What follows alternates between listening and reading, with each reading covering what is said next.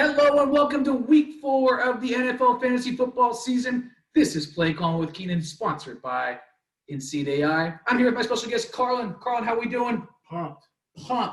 Carlin is my coworker and colleague, and we are here to talk fantasy football and how IBM can help your football team and your workplace. Let's do it. Let's do this. Let's start out with week 3 recap. A lot of things to like and a lot of things to dislike.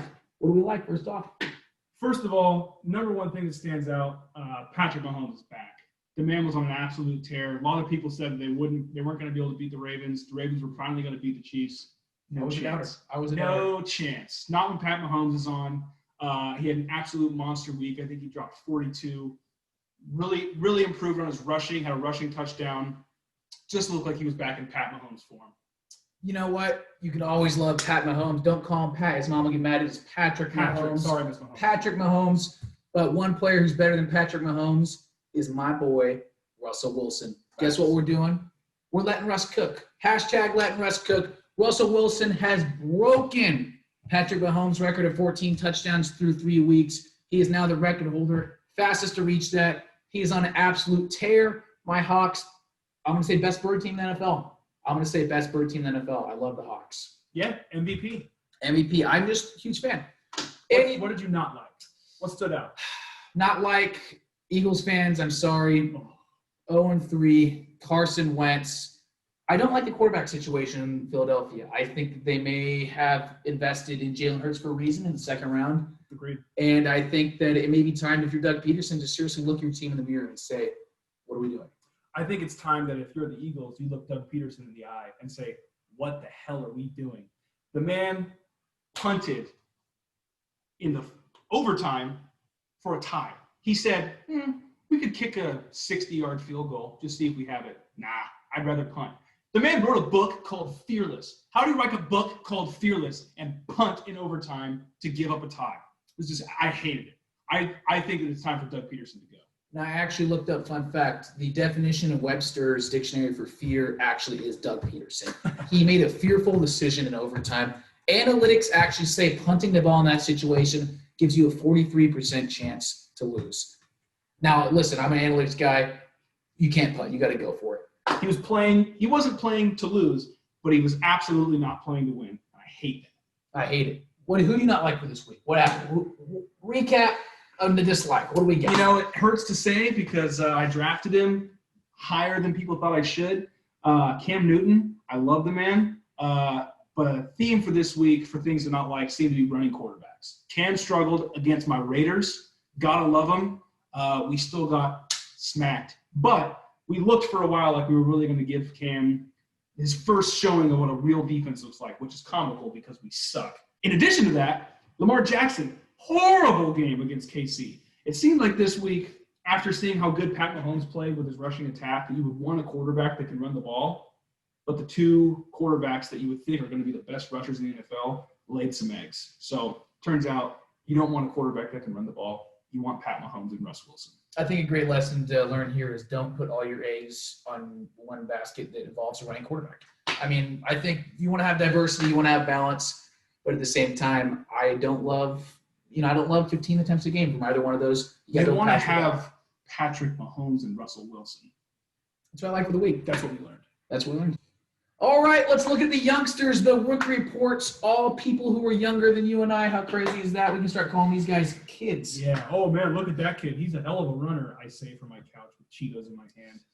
You know what? It doesn't feel good to be bald and older than all the NFL players, but it feels good to talk about him. It sure does feel good to talk about him. And the first guy I want to talk about is Joe Burrow. Listen, Joe Burrow continues to ball behind a non-existent offensive line. He is getting pressured 51 times in 2.5 seconds or less, 5 more times the next highest person in the NFL. All will still be in the QB 10 in all league formats. He looks good. He looks good. The man walks around with swag. Statistically, he is great under pressure in the pocket. He's able to make throws with or without protection. We love Joe Burrow, as we have each week of the Rookie Report. Yeah, and speaking of quarterback rookies that we love, I'm not going to do that because I want to talk to you about Justin Herbert. I think he is on a one-way train to Crapsville. The man had a great first game when he found out that Tyrod Taylor got stabbed in the chest by a team doctor. I think he did that because he was surprised, didn't see it coming, didn't get to think about it. He went out, he balled, still made some mistakes, and didn't get the win. But he looked good that first game against the Panthers. Last week, did not. He did just enough to keep it interesting. Very Phillip Rivers-esque down in the fourth quarter. But at the end of the day, he made an interception that was deadly for their team. Couldn't come back from it. And another iteration of why you can't trust Oregon Ducks in the NFL. Fun fact of the week, Justin Herbert has 9 less kids than Phillip Rivers. Also, this is a Beaver podcast. We do not like Duck quarterbacks. Go Beavs. Out on Justin Herbert, go Beavs. Do you know what I like in rookie recap of the first 3 weeks of the season? James Robinson. I love James Robinson. He's burst onto the scene in Jacksonville, amassing over 210 rush yards and 129 receiving yards, all while accumulating 3 touchdowns. Listen, boom, bust projections. They're about even. They're about 15 out away. But at the end of the day, he is a middling play where he is going to get you consistent points, rookie or not. I love James Robinson. Duval, stand up. Big Jaguars. All right, let's get into the player breakdown part of the podcast. We're going to start with the person who touches the ball every play, the quarterback. Who do we like? Love Russ Wilson this week, just like I probably will every single week this year. The man is cooking. It looks like he's finally going to get that MVP season. I don't see Miami holding him to anything less than 350 and 4 tugs. He's been going off. I think he's going to keep going off. Keep your eye on Russ this week. His boom projections is creeping exceedingly high 20s, low 30s. He's beat projections every week. I don't see him not beating projections this week. Love that. Another quarterback I love, Deshaun Watson. Listen, the Texans are 0-3. They've been schedule screwed so far through this season, but they play a young, inexperienced Minnesota Vikings defense. Deshaun Watson is a good quarterback, albeit with a bad general manager and coach he's playing with. He's going to succeed. I love Deshaun Watson bounce back week. Who do we not like? Unfortunately, not a huge fan of Cam Newton this week. I just didn't like how he produced against the Raiders. I think teams are starting to kind of get in on him and figure out that he's a really good quarterback that can throw the ball, but if they're going to try and run him 14, 15 times a game, I don't think guys are going to let it happen like they did the first week. I think they're starting to figure him out a little bit and look for him to have not a huge production week for me. Another thing to factor in, you're playing the Chiefs. You likely be playing from behind. Do we trust the passing game of Cam Newton yet against a very tough Chiefs secondary? Time will tell. For me, I'm not a huge fan of Tom Brady this week. I'm sorry, TB12 fans. He's playing – look, he's down weapons. He's down Chris Godwin. He's down Fournette. I think Mike Evans, who we'll get into later, might benefit from some of those. I don't love him. I love more methodical ground game from the Buccaneers. Yep. Speaking of methodical ground game, I love me some Zeke Elliott. Let's eat. I'm hungry. Feed me. Zeke bounce back game was held to 58 yards and touchdown versus my Seahawks. I love him going for over 100 and touchdown. Love Zeke Elliott this week. Who do we also like in the running backs? Unfortunately, I really like Dalvin Cook this week. Traded him away a couple weeks ago. To me. Yeah, whatever. Wish I hadn't. The man's a stud. He's got a 21% chance to boom this week, meaning 21% chance to score over 25, 19% chance to score less than 11. And honestly, if he can still get 13, 14, and you have a good squad, it's not going to kill you. There's a very good chance that he's going to boom this week and go off when the Vikings are inevitably playing from behind. I think he's going to be catching a lot more passes. Look for him to have a huge week this week. Keenan, what about you? I'm honestly not a huge fan of Josh Jacobs. He has got a very honestly, he's pretty middle of the road projections this week. He's got a 10% chance to bust. He's got a 9% chance to boom. He's going to be mid-low teens. He's a very low-end RB2. I'm just not loving Josh Jacobs this week. I think that there are a lot better options to play. Low-end RB2, if you ask me. Receivers I do like. My boy Tyler Lockett. The Hawks are cooking. Russ is slinging it. Tyler Lockett's open. The Dolphins can't guard anyone. They can't. Ever. I don't think they can guard us. They can't guard anyone. I love Lockett this week. Yeah, for me, it's Mike Evans. It's Mike Evans all day. I think Mike Evans is the number one receiver to have this week. With Godwin out, with Fournette out, I think Brady's going to be throwing it to his guy, Mike, goal line fade Evans. But more than that, I think with Chris Godwin out, he's going to get a lot more receptions, a lot more midfield receptions with those 10-yard outs, those 5-yard slants. I think he's going to have a way higher production than usual, even though his usual production is 2 catches, 2 touchdowns, 2 yards. Mike goal line fade Evans. Mike goal line fade Evans. Love that. Well, I don't like T.Y. Hilton. Look, I love me some T.Y. Hilton, 6,000-yard receiving seasons. He's playing a Bears defense. I don't love the matchup. I don't love the Colts passing offense. Look, Phillip Rivers, he's got 9 kids. The guy could obviously sling some things, but he really struggles sometimes throwing the ball downfield. And I just don't like the matchup for T.Y. I think there's been more ground and pound, methodical, low-scoring game. Colts and Bears. More to lock of the week. You might have realized we haven't talked about tight ends because that Travis Kelce is the best tight end in football. He's the best tight end in football. It just isn't close. Greg Kittle's back. It's Travis Kelce. Travis Kelce. And Travis Kelce. Travis Kelce. Well, Carlin, I think it's time to let's take a flex break here. Who do we like at the flex this week? To take Jamison Crowder. I got him off waivers. I said, dude, the guy's back. He's the number 1 target there. He's going to be great. I didn't play him because I'm a coward. He ended up getting 14. Would have been a great pickup. So what I'm going to say is, as somebody who has gotten 6 points out of their flex, I think all 3 weeks this year, been my absolute downfall. Poverty. Go for somebody who is tried and true, and you've seen the first 3 weeks is going to score at least 10. Sneaky shouts to Miami's own Myles Gaskin. The man has scored 10 points or more all 3 weeks. Never had a boom week where he's going crazy, but the man gets touches, the man gets grabs, and the man gets yards. He's guaranteed to get you at least 10 points, and it looks like he's due for a breakout week after 3 weeks of being consistently good. Listen, I don't like the Dolphins. I love Myles Gaskin. I think that's a great pick. I think my flex pick of the week is Greg Ward. Greg Ward has opportunity knocking on the door. The Eagles are absolutely decimated at receivers. They're down Jalen Reagor. They're down Dallas Goedert. They're limited with Alshon Jeffrey and Deshaun Jackson.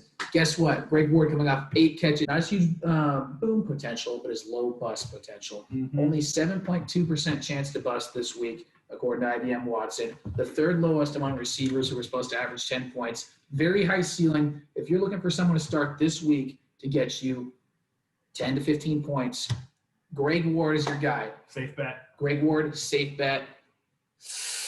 Oh, that's a stretch of the week. Wild card of the week. Woo! Woo! I'm hyped for my wild card of the week. I'm kicking it off. I want my wild card to be as wild as I can get. Guess what? It's a Packers receiver. Marquez Valdez Scantling. One name above him, out. Al Lazard, torn abs. 2 ripped, gone. 4 to 6 weeks. Devontae Adams limited, probably going to play. Who knows? Regardless, opportunity, what is that? Opportunity's knocking. Listen, let's look at the stats here for Marquez Valdez Scantling. Only rostered in 31.2% of leagues. That's a 7.9% increase from last week. He's the typical boom or bust player. Bust, 20% chance he does less than 7.5 points. Boom, 21% chance he goes over 20.3. We're really rolling the dice on Marquez Scantling, and I am really smashing the over on the boom. I think he's going to be a beneficiary of opportunity knocking and a great quarterback, Aaron Rodgers. That's my wild card of the week. What do you got? Following up on that, a guy that we've seen have a boom week just last week, I'm going with wild card Justin Jefferson from the Minnesota Vikings, who I know suck. Kirk Cousins sucks. He's trash. Don't like the guy. I think he's ugly. I think he's probably rude to waiters. Just not a fan. But last week, Justin Jefferson had 2 touchdowns, 175 yards. He was Cousins' number 1 target. I think they're going to be, if they can't get ahead this week against Houston, it's going to be real dangerous with that offense tearing up their defense. And if they're playing for behind for even a second, the man is going to get touches. Throwing Watson, I was looking up trying to see what Watson and IBM had to say. The man has a ceiling this week that is 82% higher than his ESPN projections. That is top 4 of all top 100 receivers. They're saying that if this man can go off, he is going to be better than 96 other wide receivers that you can go for. And there's a good chance, he had a great week last week, but there's a real good chance that you can get him off of waivers or trade somebody that is a little more reliable but not quite as good for him this week. Huge potential, someone that can really go off for you. I love the pick. I love the pick. I love the pick. True definition of what. All right, let's get into the IBM Watson Trade Assistant of the Week. This is coming directly from my fantasy league, close to my heart. Here is Watson's telling me to do with my team. I have Raheem Mostert, Thoughts and prayers for his injury. T's and P's. And Michael Gallup. And Watson is loving the idea of trading those two for Melvin Gordon, who just went off on Thursday Night Football. Against the Jets. We don't like to say the Jets on here, but listen, I think this is a good trade as far as value and fairness goes. And just looking at the numbers, we can peep here on the screen. We can see that my projected points are going to be unaffected this week. I'm getting in Gordon. I'm losing Gallup. I'm not even factoring in Mostert, who's not even scheduled to play right now. So as far as projected points goes, it doesn't affect my team whatsoever there. But for the season, I'm actually seeing a loss of 22.7 points per game. But with that being said, I am getting an increased production from Melvin Gordon at the running back position with uncertainty of Raheem Mostert. And that is really a highlight of what Watson takes into consideration is injuries. We're looking at doctor's reports. We're looking at beat writers. We're looking at all these different factors and unstructured data outside of just rushing yards, receiving yards, touchdowns. This is factoring in what beat writers say. Is there a death in your family? What's your medical reports? All of this is being factored in. And with that being said, do you like this trade, or is this just AI nonsense? You know, if Raheem Mostert's healthy, not a chance. Not a chance. I agree. I think Raheem Mostert's an absolute stud. That being said, we don't know how he's going to be when he comes back. We know that Melvin Gordon is going to be the number one guy in Denver. We know that they have no quarterback play. They have 3 of the top 5 worst QBR ratings this year, all rostered, all 3 different quarterbacks. Yeah. They're going to be running the ball. I think that Melvin Gordon's a huge improvement to have if you have a fringe RB2, RB3. I think Melvin Gordon's a great guy to have. Losing Gallup's tough because he has huge boom potential like we saw last week. But I think that the consistency that you can get from Gordon compared to the uncertainty of Mostert and the boomer bust potential of Gallup, I like it. I think I'd make it happen.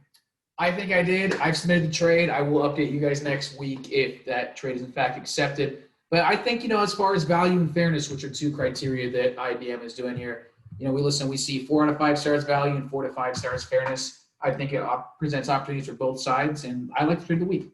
Let me know what you guys think in the comment section about what we think. All right, so we've looked at a lot of fantasy football stuff using IBM Watson. And Carlin, I want to talk about synergies that we can find in the workplace. I know we've talked a lot about boom and bust, players, who to start, who to sit. How do you think that IBM can affect your job and your workplace? Well, the biggest thing that I see is the boom and bust potential being applied to not just fantasy football players, but customers in a company. So me and Keenan work for a sales company. We're in charge of sales and business development.